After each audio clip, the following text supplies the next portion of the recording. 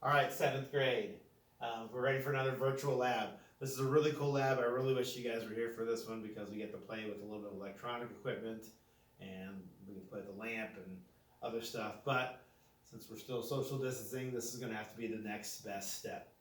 So we're not going to do Lab 18A this chapter. It's about sundials and stuff. If you really are interested in sundials and want to do this as extra credit or something like that, or just because you want to do it, you can look up Lab 18A on your own and do that, but it's not going to be a requirement for your grade, okay? But Lab 18B is called Earth Seasons. So I'm going to read again and we'll get started. It says, what causes the seasons? In this investigation, you will use a solar cell and a digital meter to measure the intensity of light emitted by a light source that represents the sun. You will first measure the intensity of a light bulb at different distances from it, like Earth at different distances from the sun. Then you will measure the intensity of light at various latitudes on the globe. So we'll have a way to hook up the meter to the globe at different spots to see if the angle affects things or whatnot. By performing these two kinds of measurements, you will determine which factors cause the seasons. All right, so for our setup here, we have to have a light source representing the sun, and we have our lamp that I use from time to time, and if you don't see it yet, I will make sure you see it in a second. Just a standard lamp with the shade taken off. This is going to be our sun source here. We have our globe that's going to represent planet Earth, and we've got the Velcro dots on it. So you may not be able to see this in the camera, but there's Velcro here. If you remember playing with these globes earlier this year, there were Velcro in different spots. And this is the lab where we use that. We're going to be able to stick something to those Velcro spots there. This is with your class. Choose a wall in your classroom that will represent the position of the North Star, which is called Polaris, in the night sky. It says tape assigned this wall. Well, I've written it on the wall over there behind you, and I will show you in a moment. But basically, it's straight that way. If you imagine the desk forming a straight line going toward the North Star, that's going to be our North Star for the purpose of this lab today. All right, so part two. Here's the part that you're going to write some stuff down to begin with, all right? Part two says stop and think. It says Earth's orbit around the sun is slightly elliptical, which means it's an oval. It's not a true perfect circle. At certain times during the year, the Earth is a little closer to or farther from the sun at other times. Also, Earth is tilted as it moves around the sun. So we know from earlier this year that Earth's tilted at about 23.5 degrees from straight up and down. So that's why all globes are tilted like the way they are. This diagram that you can see on my screen, and you'll look on your own screen to see it much better, all right, shows the different amounts of distance that Earth goes through as it goes around the sun. So here labeled A, it's 150 million kilometers. Here labeled B, it's 147. Here at C, it's 149. And here at D, it's 153. And the axis is tilted going this way every single time. So somewhere out here in the distance off the page, off the screen, would be the North Star, and it's always pointed at that, no matter what. So we are in the northern hemisphere, so we would be the part here labeled N each time on each of these diagrams. We're in that part of the Earth. So question A asks you to come up with a hypothesis stating why you think the seasons occur. Now, we have already studied this before, but if you've forgotten, they kind of limit your choices. Do you think seasons are caused by changes in Earth's distance from the sun? So we go from as much as 153 million to as low as 147 million. Do you think that distance change is what causes our seasons? If so, state that. Do you think Earth's tilt causes the seasons? Do you think the fact that we're tilted, sometimes like here at D pointed this way more toward the sun, sometimes at B where we're kind of aimed away from the sun, do you think that has a role with our seasons? Or if there's some other, or do you think both factors are a role, or do you think there's a third thing that we haven't mentioned? Make your hypothesis now. So you can pause, you can pause the video for a moment and write that down and pick back up again. All right, question B. Which quarter of the diagram, A to B, B to C, C to D, or D to A, do you think represents summer in the northern hemisphere, and explain why you think this is? So you have to pick one of these. So I'll go back up into the picture. Do you think going from this spot here to this spot here, is that summer? Do you think B to C would be summer? Do you think C to D would be summer? Or do you think D to A would be summer? Think about what we've studied before a little bit as you think about that. One of these, A to B, B to C, C to D, or D back to A, is summer. You're supposed to guess and explain why you think that is. Okay, part 3, doing the experiment. We're going to do this. I'll do the experiment for you. You can benefit from my numbers and everything else. It says one student will move the globe in a circle to each position A through D in a counterclockwise direction around the light source. This movement simulates one revolution around the sun. So I will take the globe and I will move it 4 different locations around the lamp.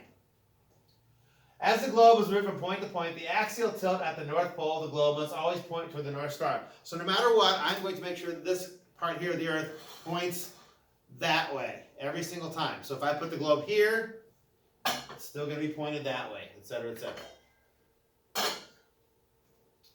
As the Earth revolves around the sun, it also spins on its axis. Note that the globe can also be spun on its axis. So yes, we can rotate the Earth as well. Now to answer these questions, use the globe and the diagram at right to help you. So this diagram here is the same one up above. It just doesn't have the distances on it, but we still got A, B, C, and D. Everything's still pointing the same way. So question A says, I'm going to get rid of that real quick. There it goes. Question A says, although the axis of the Earth is always pointing in the same direction, what is happening to the Earth itself as it revolves around the sun? So as the Earth goes around the sun, okay, the axis always points that way. What are things that would happen to the Earth as it goes around the sun? What other things occur besides just going around the sun and being pointed that way at all times? Question B. What does the side of the globe that faces the sun represent? So whichever side is in the light, what does that represent? What is the side that faces away from the light? What does that represent? Question C. It says diagram, the following parts of the globe. Okay, so you can take a picture of this. You can find a picture on the internet. If you want to draw one, you use it on paper or using your drawing tool, you can do that. But you're going to draw and label the following parts of a globe. Where the equator is, the northern hemisphere, the southern hemisphere, latitude lines. And then it says, at what latitude are you located right now? So you'll have to look that up. What latitude is Godfrey and Alton in, basically. All right? And then lastly, question D for this part 3.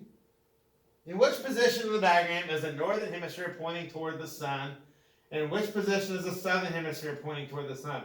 So when you go back to this diagram here, okay, the northern hemisphere, again, is the top part of the globe. Which letter is it pointing in the direction of the sun? Which direction is it pointing away from the sun? Look at that diagram, make your best guess on that. There are other diagrams in the book and they help you out with this too. All right. Part 4, doing the experiment, part B. It says, now you will model the distance of the Earth from the sun using a scale distance. You will observe the amount of energy, light intensity produced by a light source at each scale distance. Remember, Earth does not stay the same distance from the sun all year long. So when we say 1 AU is 150 million kilometers, that is an average of Earth's distances around the sun. It's impossible to measure millions of kilometers in your classroom, but you can use a scale distance of 1 centimeter equals 1 million kilometers. Therefore, a distance of 150 million kilometers would be 150 centimeters, so 1.5 meters. Using the scale distance of 1 centimeter equals 1 million kilometers, determine the scale distance position A, B, C, and D. Write that distance. Okay, the rest of this I'm just going to do and show you what's going on. And I'll pause here because you need to make this table here. And it does get cut off on one page or the other on your actual lab book. So when you build table 1, it is 1, 2, 3, 4 across, but it is 1, 2, 3, 4, 5 up and down. You do not have to recreate this part again. It just got cut off from one page to the next. So it's 4 across and 1, 2, 3, 4, 5 up and down. And you make this table as you see it otherwise. Again, just don't do this part here again. Don't need to worry about that. All right. And for this column, here's what they're talking about. And it's really super easy. If you notice, it's 150 million here, and they just make it 150. So basically, you just ignore the first 6 zeros. So this one will be 147. This will be 149. And this will be 153. And then what we have to do is we have to figure out how strong is the light according to the light meter when we're at those different distances. So I'm going to pause the video for a second, get set up, and then I'll turn it back on once we're ready to go.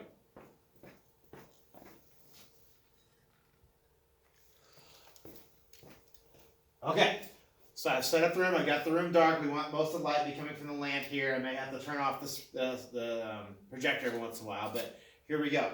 So I've got the globe set up at position A, according to the diagram that was in your lab book, all right? And at position A, I'm supposed to be 150 centimeters away from the lamp, which would put me actually way over here, so I need to move a little farther away. Way over here. All right. And I'm going to measure my tape. Measure 153 centimeters, which would put me right over here, actually, on the table. Boom. That's 153 centimeters away from the lamp.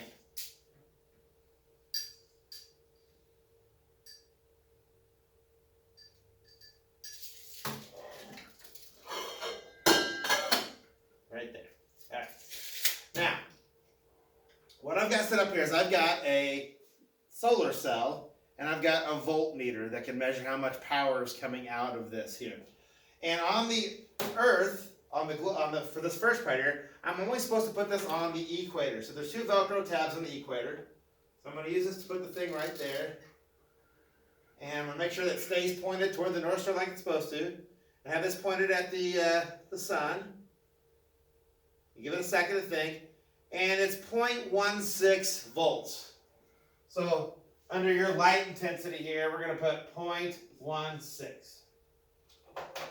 All right, and if you can't see that, I'll show you that screen again.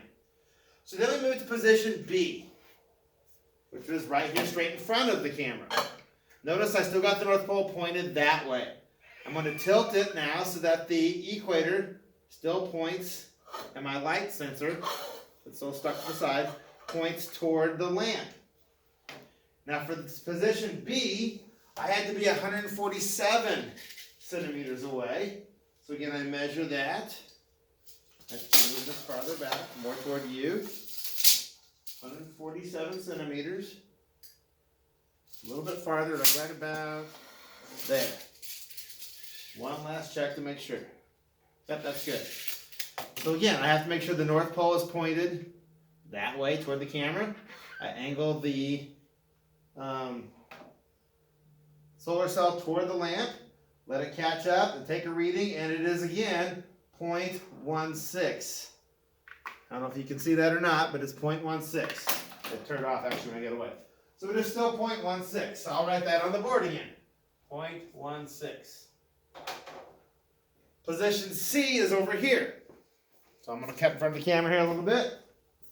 Come over here, move some more stuff, get out of the way. And we'll move the lamp over this way. Now I'm going to move the camera a little bit too so we can make sure we can see, just in case. So bear with me again. I'm going to double check my view. There we go. Let's go over here so you can see what I'm doing. Perfect. Okay. This is position C. So again, I want my North Pole pointed that way, in line with the desk, toward the North Star. For position C, I have to be 149 centimeters away from the lamp. So I'm going to grab my tape measure. Let's measure 149 centimeters, which would put us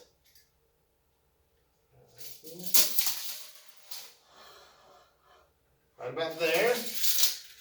Okay. And again, we make sure that it's pointed toward the North Star, and we make sure the equator is pointed right at the direction of the star, our lamp. Let it get a reading here now, and it was 0.14. So I will adjust that here in a second after I re-aim again, because we're going to get a different view over here now. But we were at 0.14 this time, so it did go down a little bit. 0.14. All right, lastly, position D is over here. Position D will be on this desk, most likely. Position D, we are still lined up with the board that way, since that way is Polaris and the North Pole is still pointed that way. I'm probably going to have to move this desk again here real quick. We'll see. I have to be 153, so I'm actually the farthest away from the lamp of any position here at this point. Now in this position I have to cheat a little bit because the bar gets in the way just a little bit there. Well, let's first figure out how far 153 centimeters is. That's about here. So I can get a little closer.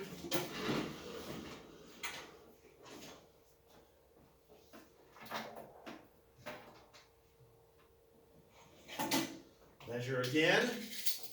153 just to be sure. We're within the ballpark at least. Right here. So I do have to tilt it a little bit just so that this can actually be aimed toward the lamp. And when I take a reading this time, it is, let's make sure we're actually on there correctly. It was starting to sag a little bit, that's why I'm making sure. Aimed at the lamp. It is 0.12. All right. So I'm going to pause, and we'll look back at the screen again with the lights back on, and we'll see what we got. All right, as I said, the last number for position D, our answer is 0.12. So 0.16, 0.16, 0.14, and 0.12. And these are actually in volts. We're changing it slightly. So just a lowercase v up here instead of the MA that you see there to begin with. All right, let me grab one more thing. You can pause and get these numbers written down. So recall again, you had 147 here, 149, and 153. Pause again if you need to get these numbers. All right, let's move on. So, the questions were, are there big or small differences in distance as Earth revolves around the sun? Well, we went as much as 153 and as low as 147. So that's 6 million kilometers. That seems like a lot, probably. You decide if you think that is really a lot, though, or not. Question B, based on your data, how does the light intensity change as these distances change? So, remember, the farthest did happen to be our smallest number. But our closest was tied with 150 at 0.16. So in reality, the differences are very small. So it didn't really make a huge difference based upon distance. 149 was a little bit less, but yeah, 150 was the same. You know, so we have 0.16, 0.16, 0.14, and 0.12. You know, a difference of 4, 0.04 on there. So it's not a huge distance in the amount and the amount of voltage there. See, based on your results of the experiment, do you think Earth's change in distance from the sun over here causes the seasons? So, you can probably hold off on C until we do the next part before you make up your mind. Because some people are going to be tempted to say, well, yeah, this was only 0.12. That was a lot less electricity than 0.16. Wait till you see when we do the next part before you make up your mind. So part 5, doing experiment part C. Now we're going to simulate the effect of Earth's axial tilt has on the intensity of the sun's light. You model Earth's orbit around the sun and its distance in the 4 positions in this chart below. Notice how the sun's direct light never shines farther south in the Tropic of Capricorn or never farther north in the Tropic of Cancer. Now you've got this weird chart here that I do not want you to try to recreate. I'm going to pause the video again. I'm going to show you on the board what I want you to do instead. So get ready, and you can pause, or I'm going to pause the video, and then I'll restart in a second. Okay, what I really want you to do is I want you to make this table instead. It's 1, 2, 3 across. 1, 2, 3, 4, 5, up and down. We've got our positions, so the same 4 positions we had the Earth before, A, B, C, and D. The intensity, so what reading I'm going to get on the voltmeter. And then you're going to tell me what season that is based upon the intensity of the light you get.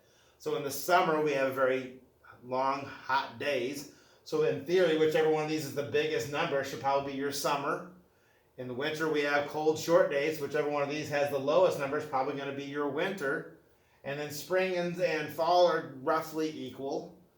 Spring gets warmer and warmer over time, and fall gets cooler and cooler over time, but overall they kind of about the same. So whichever other ones are about the same are probably going to be your fall and your spring. But use your logic and think about it now. So we go from summer to fall to winter to spring. So whichever one turns out to be summer, then the next one after that's probably going to be fall then, right? All right, so again, I'm going to pause. We're going to go back to look at the lamp thing again, and we're going to take these readings.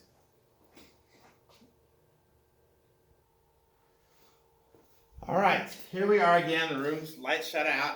I've got everything set up way before. I've got the globe over here at position A once more. So again, I want to make sure that the North Pole is pointed in the direction of Polaris. And this time I'm going to put my light sensor, my solar cell, not on the equator, but on our hemisphere. So there's two dots here, which you may not be able to tell because they're dark. They're placed on what's called the Tropic of Cancer, all right, which is the highest the sun ever goes for us. And so we're going to fix this here now to these two Velcro dots. Okay, make sure it sticks pretty good there. And we're always going to aim this at the sun, and I've got it the same spot I had before, so it's still the same distance from the sun, so distance is not a factor. All right, and once again, I am getting right now for position A about 0.16. All right, so I'm going to write that here for now, but that'll show you what it looks like on the table that I had on the board in a moment. So it would be 0.16 volts. Now I'm going to move it to position B now. So here we go. Take everything over to here. Position B, which is about right here, right in front of the camera. Boom. Still having it aimed at Polaris. But now I've got the thing pointed in the direction of the sun. Okay. Make sure we're at the right distance again. I got it on my same mark that I had before. And now it is 0.13.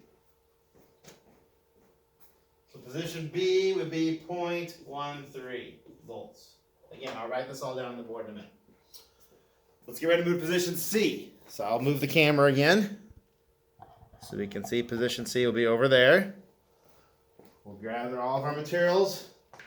Before we heard about where position C was, which was about right here where I left the mark from last time.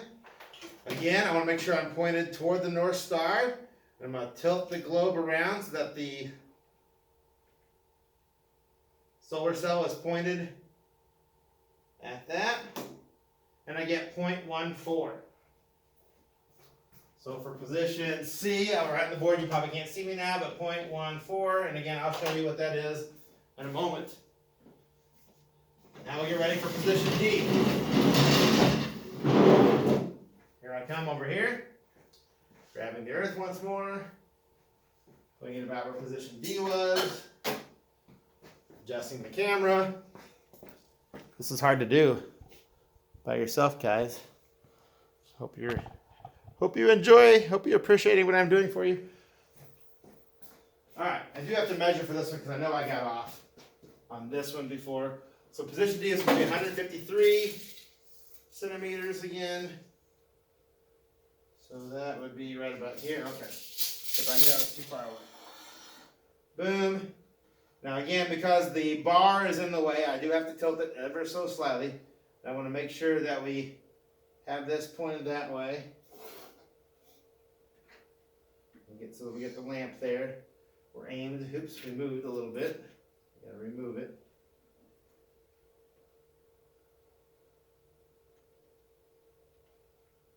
Okay. And we get 0.18 this time. All right. So I'll write over here on the board. I'll pause the video, get everything set up, and we'll look at the final part here together. All right, so here are the numbers again now. So position A, we have 0.16. Position B, 0.13. Position C, 0.14. And position D was 0.18. So we actually didn't get super good results today, what we normally might get. I think part of it might have been that I had the, I left the projector light on, so we were getting some interference from that. But this is the numbers we got, all right? So in position B, we were pointed away from the sun. So that does line up with being our smallest number, correct, all right?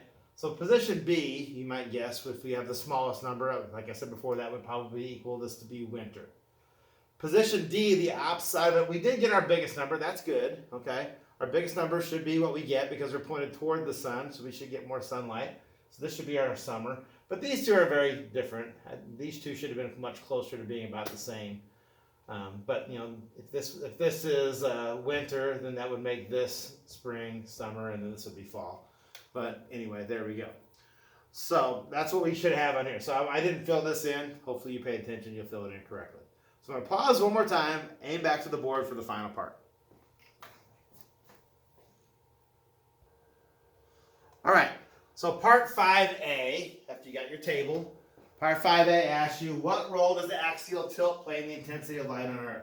So as we learned in the book earlier this year, and you're learning again here in astronomy one more time, if you're tilted toward the sun, you're actually in the sunlight longer, you have more time to heat up. That's why we have summer. When you're tilted away from the sun, you spend less time in light, so things can't get as warm, so things get cool. That's why we have winter. So axial tilt is the main driver of why we have our seasons. All right, it's our tilt of our axis that gives us the seasons and nothing else. So B says, in which position ABCD is the Tropic of Cancer received the most light? So it's the opposite. Tropic of Cancer, it was actually no, it is for us. It is for us. So which one do you think get our most light? So we'll go back.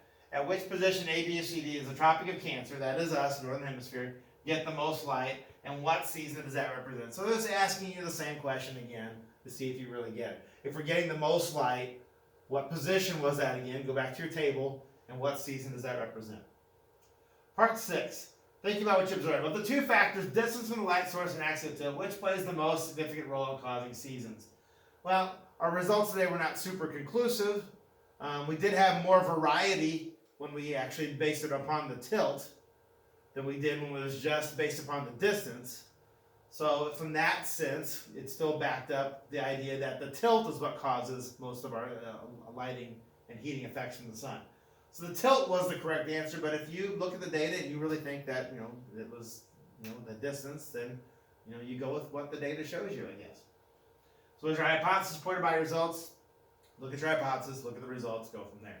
Again, I would argue that the second experiment where we just based it upon the tilt toward the sun did have a much bigger variety, but that's also the correct answer, so I'm biased a little bit on that one. B, base your results, which position A through D represents the first day of summer in the Northern Hemisphere, which position represents the first day of winter in the Northern Hemisphere. So again, they're asking a similar question. Which A, B, C, or D had the biggest number? That's going to be the first day of summer. Whichever number, A, B, C, or D, had the smallest number, that's going to be the first day of winter. All right? And that is, not quite, we got C. Which quarter-verse represents summer? So, again, if the first day of summer is, let's say it's letter C, it's not. Go back and look at your data. If the first day of summer is letter C, then C to D would be summer. If the first day of summer is D, then D to A would be summer. Okay? That's what they want you to know. So just explain your answer based on results in the investigation. So whichever day had the most electricity generated, that's the first day of summer. So everything from that point, A, B, C, or D, to the next point would be that season. D says, go back to the diagram and write all the Northern Hemisphere seasons. Okay, no, you've done that by doing a table. So you don't have to do question D. Question D, you've done by filling in the table. If you filled in the second table by putting the season on there, you have done this question. And now that is truly the end of this lab. So, again, I hope you guys are all doing well. Hope you guys, got something out of watching me move around the room like a crazy person, putting a lamp and a solar cell and lights. If you have any questions, please contact me, and I'll do my best to help you out. You guys be safe, and we'll see you next time we get together for some reason.